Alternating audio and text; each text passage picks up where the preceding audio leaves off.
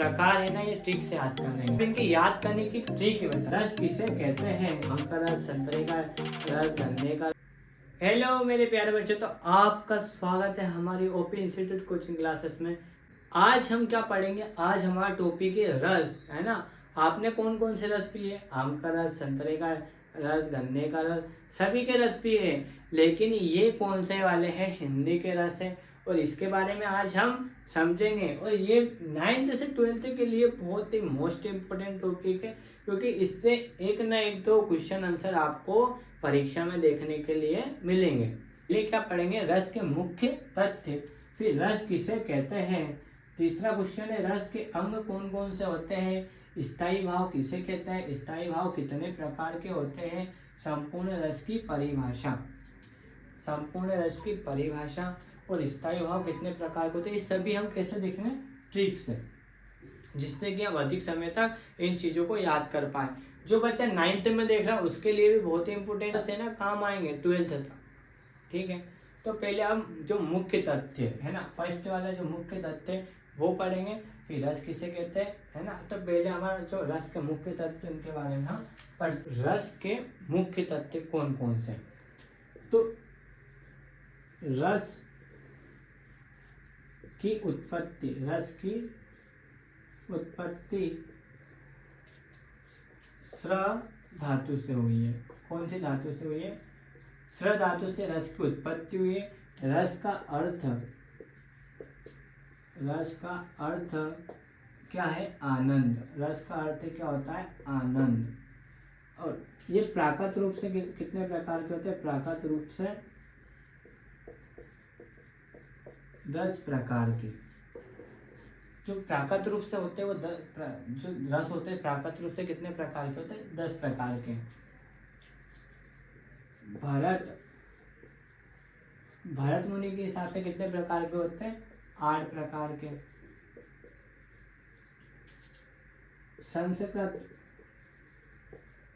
संस्कृत में कुल कितने रस होते हैं? 11। कितने प्रकार के? 11 प्रकार के संस्कृत में रस होते हैं।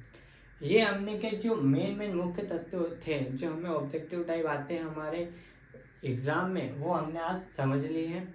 अब रस किसे कहते हैं इसके बारे में हम समझेंगे। अभी हमने समझा था रस का अर्थ क्या होता है? आनंद। क्या होता है? आनंद।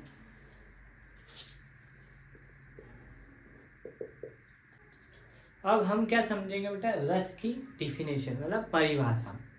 जब किसी काव्य का अर्थ होता है कविता। काव्य का अर्थ क्या होता है? कविता, कहानी, है ना। जब किसी काव्य मतलब कविता को पढ़ने सुनने या देखने में, है ना, पढ़ने, सुनने या देखने में जो पाठक श्रोता होता है, पाठक मतलब पढ़ने वाला और श्रोता मतलब सुनने वाले को आनंद की अनुभूति होती है। किसकी आनंद की अनुभूति होती है? उसे क्या कहते हैं? रस कहते हैं। जब मान लो आप भी अगर पुस्तक पढ़ रहे हो या कहानी पढ़ रहे हो, और अगर वो कविता कहानी आपको बहुत अच्छी लग रही और उसको पढ़ने में आपको अच्छा महसूस हो रहा, मजे आ रहे, आनंद आ रहे, तो हम उसे क्या बोलेंगे? रस। क्या? रस के अंग, भाव कितने प्रकार के होते हैं? 4 प्रकार के होते हैं। स्थायी भाव, विभाव, अनुभाव, संचयी भाव। अब इनकी याद करने की ट्रिक है। बता क्या है बेटा इनका याद करने की ट्रिक? जो मैं बताऊंगा किसी ने भी नहीं बताया। इनको याद करने की ट्रिक है, याद रखने के लिए समझ लो। रस के अंग के बारे में पढ़ रहे हैं ना, तो रा है ना। अब इसको क्या आधा रा बना देंगे, है ना। इसमें आधा रा बना देंगे तो क्या आ जाएगा? स्थायी भाव। क्या आ जाएगा? ये स्थायी भाव। अब भाव वह पीछे छूट रहा है, तो वह से क्या बन जाएगा? विभाव। क्या बन जाएगा? विभाव। और विभाव में भाव में आ की मात्रा है, तो फिर क्या जाएगा? अनुभाव। क्या जाएगा? अनुभाव। अब अनुभाव, अब जो फर्स्ट में वो आधा सा है, तो इसको हम क्या कर देंगे? ये आधे सा को स्थायी भाव बोलते हैं। आधे सा को हम पूरा बना देंगे तो क्या बन जाएगा? संचारी भाव। क्या बन जाएगा? संचारी भाव। इनको क्या, जैसे एक स्थायी भाव याद रख लिया तो वहां से फिर विभाव, भाव में आगे मात्रा है तो अनुभाव, अनुभाव और आगे स्थायी भाव है तो सा को पूरा कर लेंगे तो संचारी भाव। ये याद रखने के लिए क्या है? ट्रिक है ना। और जो विभाव होता है, वो कितने प्रकार के होते हैं? वो भी 2 प्रकार के होते हैं। कौन कौन से? आलम्बन और एक होता है उद्दीपन। जो आलम्बन होता है वो भी 2 प्रकार के होते हैं। एक होता है आश्रय और एक होता है विषय। उद्दीपन भी 2 प्रकार के होते हैं। कौन कौन से? आंतरिक और एक होता है बाह्य। बाकी जो स्थायी भाव है वो 10 प्रकार के होते हैं। अनुभाव है वो 4 प्रकार के होते हैं। ये ऑब्जेक्टिव आते हैं बेटा। वो संचारी भाव टोटल कितने प्रकार के होते हैं? 33 प्रकार। इनका सबका डिटेल हम पढ़ेंगे अगली वाली वीडियो में। अभी इतना समझ लो कि रस के 4 अंग होते हैं, स्थायी भाव, विभाव, अनुभाव और संचारी भाव। विभाव के भी 2 अंग होते हैं। कौन से? आलम्बन और उद्दीपन। और आलम्बन के 2 प्रकार होते हैं। कौन कौन से? आश्रय और विषय। और उद्दीपन के भी कौन से होते हैं? आंतरिक और बाह्य। तो जो चौथा वाला प्रश्न था वो क्या था? स्थायी भाव किसे कहते हैं, है ना। तो चौथा था बेटा, ये क्या था? स्थायी भाव की परिभाषा, है ना। स्थायी भाव वे भाव होते हैं जो आश्रय के चित्त में, आश्रय के चित्त मतलब हृदय में, है ना। आश्रय के चित्त में स्थायी रूप से क्या होते हैं? विद्यमान रहते हैं, है ना। आश्रय के चित्त में स्थायी रूप से क्या होते हैं? विद्यमान रहते हैं। उन्हें हम क्या कहते हैं? स्थायी भाव कहते हैं। इतना समझ में आया। अब स्थायी भाव कितने प्रकार के होते हैं, है ना, ये भी हम समझेंगे। स्थायी भाव बेटा 10 प्रकार के होते हैं। ये 10 प्रकार के होते हैं और ये 10 प्रकार ही एग्जाम में उदाहरण के साथ पूछे जाते हैं। लेकिन हम अभी क्या पढ़ेंगे? इनके कौन कौन से होते हैं, कितने प्रकार होते हैं, 10 प्रकार के नाम हम अब पढ़ेंगे। तो प्रकार है ना, ये ट्रिक से याद कर लेंगे हम। किससे करेंगे? ट्रिक से। कैसे? स्थायी भाव 10 प्रकार के होते हैं, ये कैसे करेंगे? ट्रिक से, है ना। ट्रिक क्या है? श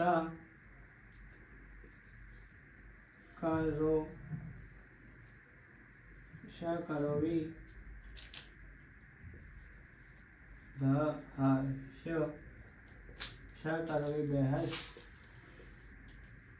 विवाह। क्या है ट्रिक? श करोवी बहस विवाह। ये क्या है? ट्रिक है। और जो श्र है उससे क्या आता है? श्रृंगार। वो श्रृंगार का जो स्थायी भाव होता है वो क्या होता है? रति। ये क्या है? स्थायी भाव, स्थायी भाव। और ये क्या है? रस। श्रृंगार का स्थायी भाव क्या है? रति। का से क्या आएगा? करुण। करुण का क्या होता है? शोक। करुण का स्थायी भाव क्या है? शोक। रो से क्या आएगा? रौद्र। रौद्र का क्या होता है? रौद्र। वी से क्या आएगा? विभत्स। विभत्स से क्या आएगा? जुगुप्सा।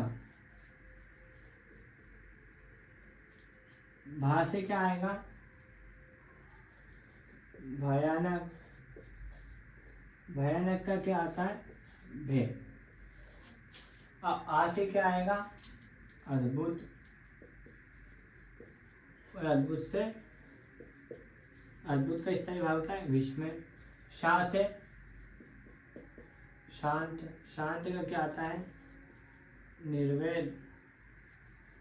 शांत का क्या है? निर्वेद।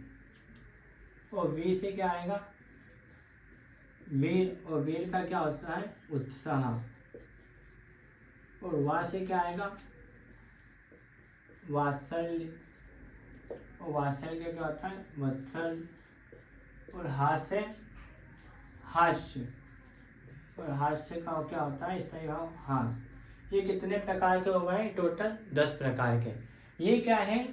ट्रिक है, जिससे हमें इनके प्रकारों और स्थायी भाव का नाम याद रहेगा। श्रृंगार का क्या होता है? रति। करुण का शोक। रौद्र का क्रोध। विभत्स का जुगुप्सा। भयानक का भय। अद्भुत का विस्मय। शांत का निर्वेद। वीर का उत्साह। भयानक का भय हो गया। वात्सल्य का वत्सल। हास्य का हार। ये क्या है? याद रखने की क्या है? ये ट्रिक है ना। तो आप इसको नोट कर लो ताकि आप भूलो ना कभी। तो बेटा जो हमारा लास्ट वाला क्वेश्चन है वो क्या है, संपूर्ण रस की परिभाषा। संपूर्ण रस जो बेटा अभी हमने लिखे हैं, श्रृंगार का, रति है ना, इन सभी रसों की परिभाषा एक ही डिफिनेशन में हो जाएगी, सभी के हम एक ही में लिख सकते हैं। तो वो क्या है, किसी काव्य को, है ना, काव्य मैंने समझाया था, काव्य किसे कहते हैं, कविता को हम क्या कहते हैं, किसी काव्य कहते हैं, कविता को हम क्या कहते हैं, काव्य कहते हैं। किसी काव्य को पढ़कर, सुनकर या दृश्य रूप में देखकर, दृश्य मतलब देखना, दृश्य रूप में देखकर पाठक या श्रोता, पाठक पढ़ने वाला, श्रोता मैंने समझा था सुनने वाले, पाठक या श्रोता को जिस, ये नामक स्थायी भाव आया, मतलब यहाँ पे क्या लिखना है, उसका स्थायी भाव लिखना है। जैसे कि मान लो अभी श्रृंगार का क्या था स्थायी भाव, रति था, तो यहाँ पे स्थायी भाव आएगा रति। नामक स्थायी भाव की अनुभूति होती है, उसे श्रृंगार रस कहते हैं। आया समझ में? जिस किसी भी रस की डिफिनेशन आ गई, चाहे श्रृंगार हो, श्रृंगार का खाली स्थायी भाव याद रखना, श्रृंगार का क्या है, रति, हास्य का क्या है, हास, करुण का शोक। तो इनका क्या याद रखना, स्थायी भाव हमें क्या रखना पड़ेगा, याद रखना पड़ेगा। तो यहाँ पे क्या चेंज करना है, यहाँ पे स्थायी भाव करना है। मान लो हमें करुण की परिभाषा लिखनी है, तो क्या करेंगे हम, यहाँ जो शोक है, नामक स्थायी भाव क्या है, करुण का शोक, तो यहाँ पर क्या लिख देंगे, शोक नामक स्थायी भाव की अनुभूति होती है, उसे हम क्या कहते हैं, करुण रस कहते हैं, है ना।